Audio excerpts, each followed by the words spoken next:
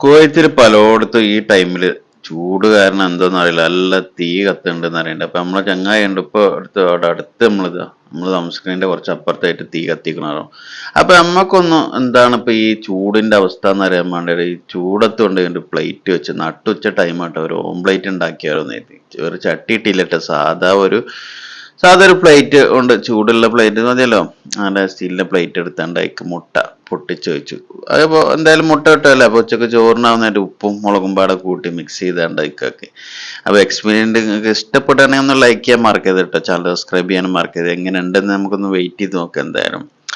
സംഭവം മുട്ട റോസ്റ്റ് ആക്കാൻ കരുതി. മുട്ട നന്നായിട്ട് മിക്സ് ആവാതെ കാരണം ഒന്നും കൂടി റോസ്റ്റ് ആക്കിയത്. അതിൽ സ്പൂണൊക്കെ സംഘടിപ്പിച്ചാണ്ട് ഒന്ന് ഇളക്കി നോക്കി. അത് പാർക്കിലാട്ടോ സംഭവം. നല്ല വെയിലുള്ള സ്ഥലമാണ്, ഒഴിഞ്ഞടക്കുന്ന സ്ഥലം.